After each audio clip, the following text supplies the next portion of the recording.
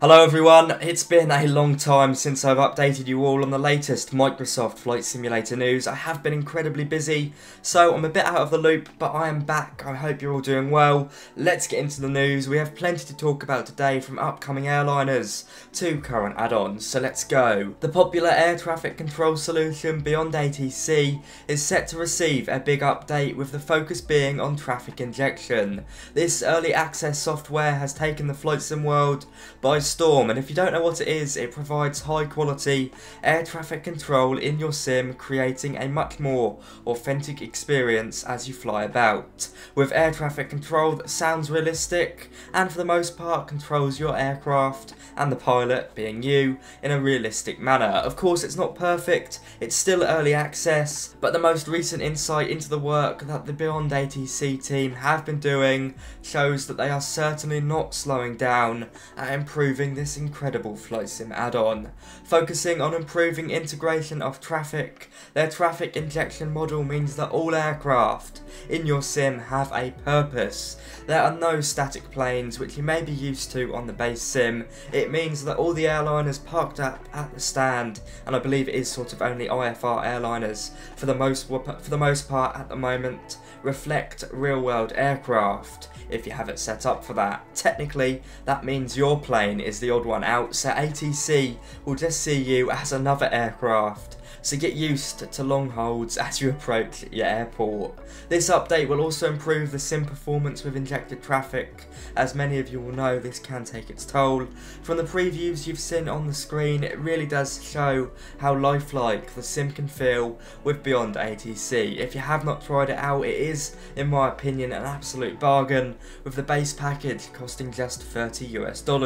It is linked in the description below, and it shouldn't be long until we see all these improvements rolled out onto BeyondATC on PC. Now moving on to our friends who flight sim on Xbox, Just Flight have released their Fokker F-28 at last on Xbox via the marketplace. This is a really unique vintage airliner that was produced in the Netherlands by Fokker. The name you've always got to be careful when pronouncing. It is great fun on PC, and now it's been optimised on Xbox. I imagine it will be great fun on there, with the airliner pretty much being identical on that system. If you really want to get a feel for the aircraft, I would recommend that you connect up a keyboard and mouse to your Xbox, as it can be quite intricate, and when you find yourself zooming into the old analog instruments, it is a great help. That being said, it's great to see another airliner on Xbox, and I believe if you're quick enough, this is on sale on the marketplace for just under $50 US right now.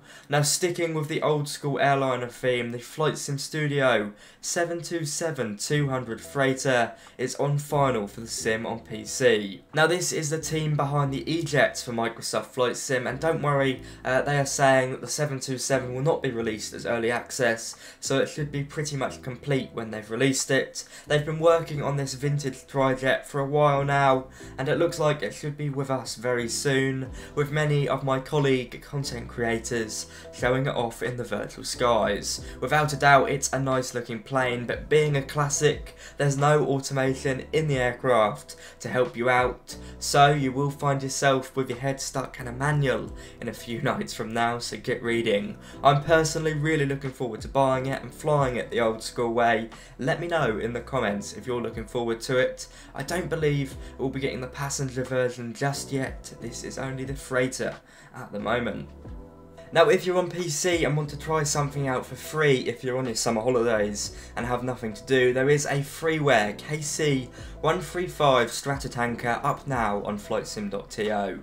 Now, it's by no means a high fidelity aircraft, but it's free, and that means those behind it have put their own time into it, so kudos to them. It features a slightly modified version of the Freeware C117 cockpit, which is a nice substitute, custom animations, and a custom flight model that doesn't directly relate to real life, but it's sort of a good guess at what it would feel like to fly this old military airlifter. These aircraft are still in use in the United States Air Force and of course around the world. In fact, they fly out of RAF Mildenhall near me. It's one of those planes, at least on the sim, that if you want to have a blast with your mates on multiplayer, it really is a great job. Not to be taken too seriously, but kudos to all involved. On the outside, it looks pretty good. The cockpit is of course a bit iffy, but flying in formation with F-15s, F-18s, whatever you'd like to fly, or just another Stratotanker, well, it looks really good from afar. So if you're making cinematics, or you just like these sort of aircraft, download it. Why not? It's free, and the link is down below. Now, if you're on the market for a new aerobatics aircraft, SimWorks Studios have got you covered for just under €15. You can now get your hands on the Vans RV8, a super speedy aerobatic aircraft that can hit speeds of 190 knots or 220 miles per hour, with quite a few variants included at that price point. This is one to definitely look at if you love flying quick general aviation aircraft. Available on PC, it will be coming to Xbox in good time. I'm a big fan of SimWorks Studios products, so it's nice to see another one in their catalogue.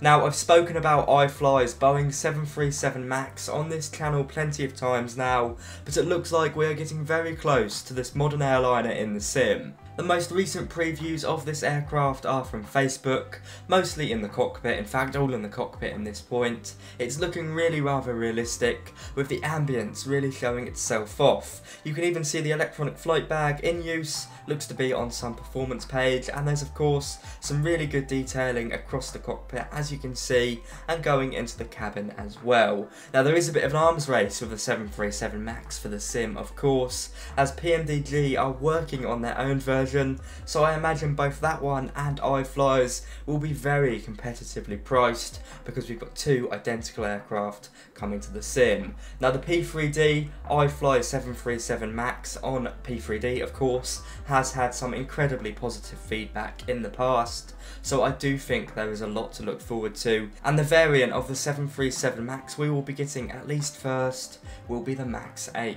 With so many upcoming releases, it is quite honestly very easy to lose track of what we have with the sim. Of course, the PMDG 777 and the TFDI MD-11 were both recently released for the sim, and I am definitely still learning both of those heavies. I cannot land them to save my life. That being said, while all this news is very exciting, sometimes I personally feel like I need to take a step back and focus on the sim on hand, so I'm using this as an opportunity to ask what you guys would like to see content wise. Is it full VATSIM flights? Is it flight sim hardware reviews? Or flight sim cinematics? The list is endless, so if you have any suggestions, do let me know down below, just to diversify my channel up a bit. On that note, thank you so much for watching. I hope you've enjoyed. If you have, do be sure to like, comment and subscribe. It's great to be back, and there'll be plenty of videos across August, of course, leading up to November, where Microsoft Flight Simulator